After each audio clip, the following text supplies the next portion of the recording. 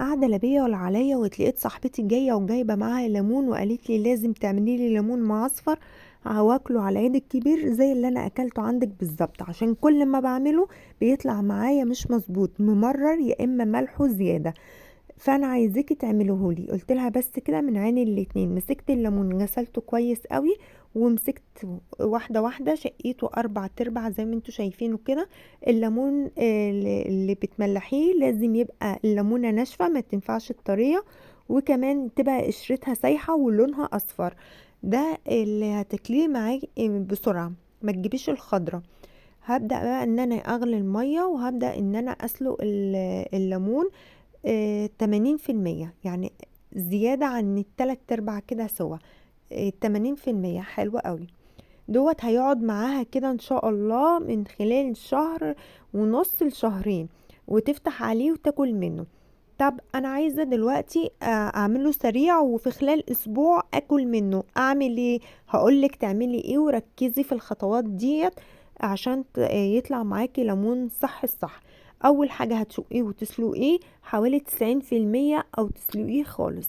تاني حاجة بتسيبيه يومين تغيري ميته، زي الترمس بالظبط، تفضلي تغيري المية بتاعته عشان المرارة تنزل. وبعد كده بتملحيه مش بمية الليمون، بتملحيه بمية من الفلتر، يا اما بتغلي مية وتسيبيها لمحدلة ما تبرد تماما، وتبدأي ان انت تملحيه.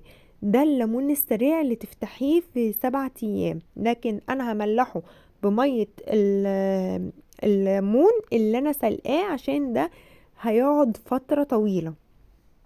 تمام، يبقى احنا عرفنا كده الليمون السريع اللي هو 7 ايام بتعملي فيه ايه، واللي انت بتقعدي من شهر ونص لشهرين، 3 شهور زي ما انت عايزة، بتعملي مية السليق. هي الفرق بينهم المية بس. هبدأ بقى ان انا هحشيه كده عصفر، هي بتحب العصفر فيه كتير. هي جايبة ب5 جنيه على الكيلو الليمون عصفر، وحبة البركة طلع كتير، يعني انت ممكن تجيبي على الكيلو اقل من 5 جنيه عصفر. هبدأ بقى ان انا هحشيه كده واحدة واحدة، طبعا بعد ما شطفته كذا شطفة عشان المرارة بتاعته تنزل. طب انا بشقه ليه؟ انا بشقه عشان سبحان الله اما بتيجي تملحيه كده، يعني هو بتشقيه وتسلقيه بيبقى زي الزبدة بالظبط، بيدوب معاكي كده دوبان. هنا انا خلاص حشيت الليمون وفاضل الحبة دول، فقعدت تقولي حطيهم، قلت لها ما تستعجليش. انا جبت هنا 4 كوبايات مية من مية السليق الليمون. ما تحطيش لو انت هتفتحي عليه لمدة 7 ايام مية من الحنفية عادي، لكن ده عشان هيقعد من شهر ونص وانت طالعة. بتحط مية الليمون على كل كوباية مية، هتحط معلقة ملح.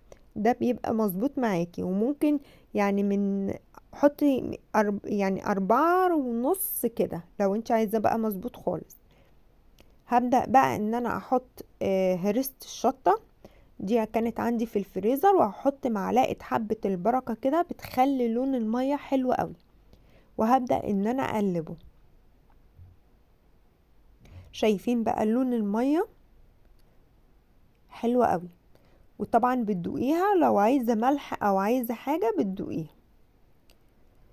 هبدأ بقى ان انا هنا كان عندي قرنين فلفل حامي، ده على حسب الرغبة، هي بتحبه حامي. هبدأ بقى ان انا ارص الليمون، ورص الليمون وزنقي، يعني ما تخافيش، ما تسيبهوش كده براح.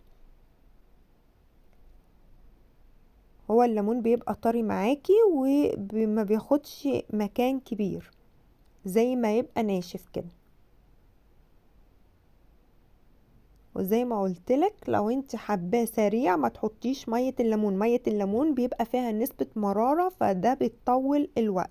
هنا الفلفل بس انا شلت الراس بتاعته، وهبدأ ان انا احطه كده ما شقتوش، بيدي برضو يعني حرارة حلوة قوي.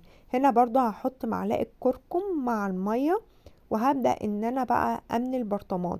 بس همن البرطمان لحدالة الرقبة مش لفوق، لا، من اول الرقبة من تحت، رقبة البرطمان كده اول ما توصل خلاص يبقى كده تمام.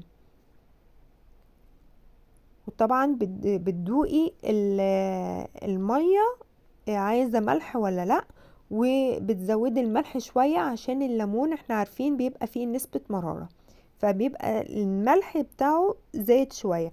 انا كنت هنا بوريكم لون المية، من لون المية حلو قوي.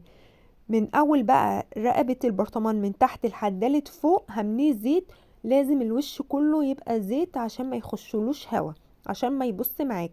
وهقفله بقى قفلة محكمة كده، وزي ما انتوا شايفينه شكله تحفة.